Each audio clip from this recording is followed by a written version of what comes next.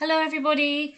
Well, today's topic is about the weather, a topic that is relatively safe. It's usually a good one to talk about if you don't know the person you're talking to very well. Very good for business context. If you make a little bit of small talk before the meeting begins, speaking about the weather from your home country is a great way to break the ice. So I grew up in the UK, and as many people know, it's particularly famous for its wet weather. And yes, I can definitely say that it rains a lot.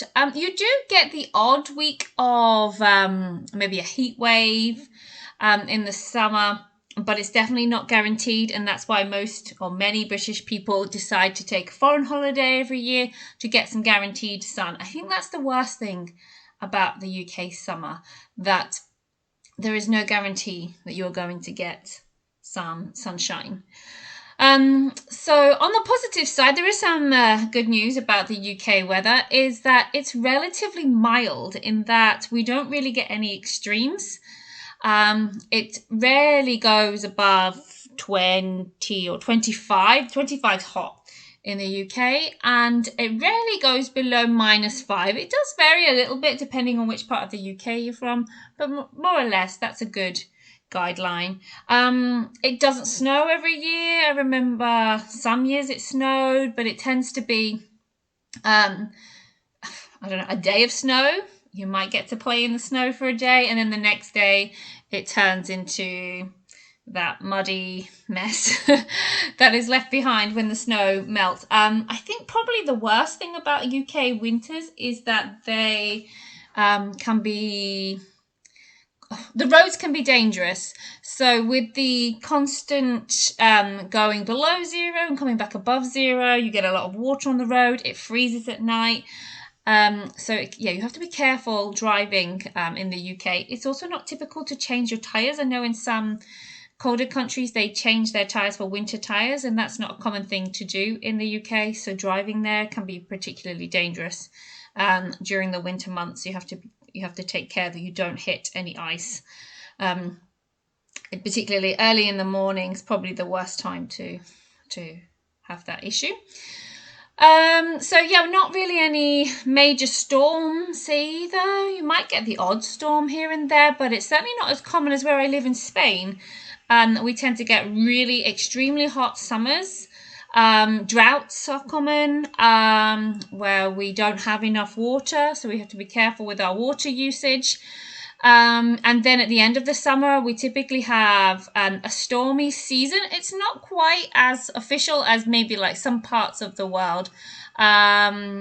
It's definitely not like a monsoon season like they get in some parts of Asia, and they have hurricane seasons, don't they, in other parts of the world. I know the Caribbean, Florida, that part of the world, they get these very designated seasons when they're on alert for these weather phenomena.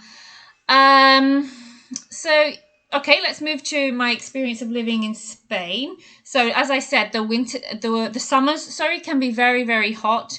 It's not unusual for us to have temperatures above 30 degrees from June till September, and there's usually a few weeks in there where the temperature is closer to 40. So that can be really quite extreme. But I have to say, if you adapt to the way that the Spanish live, then you can live quite comfortably during the summer. So here, the people are really careful. I haven't heard of anybody dying in a heat wave here, like in Northern Europe, in the UK, in Germany. I've heard of people dying when it's particularly hot, and I think that's because they don't know how to deal with the very hot weather. So here, people. They will go out in the morning, or at night they tend to stay at home during the hottest part of the day. We all know about siesta, and I think it serves its purpose, particularly in the summer months where you stay at home between maybe 2 and I think a lot of people stay at home until even 6 in the summer, because those are really, really hot times of the day, and the houses are cool and prepared. Even if you don't have air conditioning, I don't have air conditioning in my house, and it's cool enough to be comfortable here in the summer months. And people rest, and they don't overexert themselves trying to do too much during that time. people stay hydrated, people are careful. You often see people going out with their bottles of water, and they're just not out during that really hot time of the day. They don't try and go for a walk on the beach at 3 o'clock in July. It's not a good idea.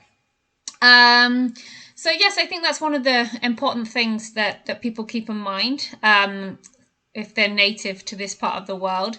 In terms of the winters, many people don't believe me when I say that I have never been as cold as I have been during a Spanish winter. So I think it does depend which part of Spain you live in, because I know in Madrid and northern parts of Spain and even northern parts of Andalusia, like Granada, they have heating systems in their houses. We don't have a central heating system, and that is not unusual where I live in Cadiz, in the south of Andalusia. Because really there are only a few weeks where it's uncomfortably cold in the house. But yes, we wrap up warm, we wear jumpers, thick socks, we sleep with extra blankets on the bed. We do have a pellet burner. It's a type of fire, I suppose, which burns pellets, but it needs electricity as well. So we have that, and that's quite good in terms of taking the edge off the very cold weather. But yeah, it's really, really cold without central heating. It can be uncomfortable. In the UK, we had heating all year round. Sometimes it's true, you needed it in the summer at times, but you have a heating system. So your houses are always warm. So although it can be very cold outside, you come home and you feel warm to the point where maybe you don't even need a jumper on inside the house. So a big extreme there between the comfort levels in the winter months. So yeah, I think I've touched on the main parts of the differences in the weather in the UK and in Spain. Right now it's March when I'm recording this, and the temperature's about 20 degrees outside, but there's a big difference between the middle of the day and the mornings. So the mornings at the moment, it's a little chilly. You still need a cardigan, a jumper, a light jacket. And again, in the evenings when the sun starts to go down, you definitely notice that there's quite a drop in the temperatures.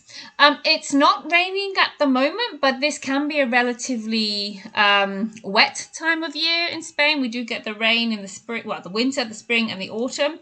Although in the summer there is practically no rain, and then the stormy season begins, which I mentioned earlier on. And then from maybe September until May, there's always that chance of rain.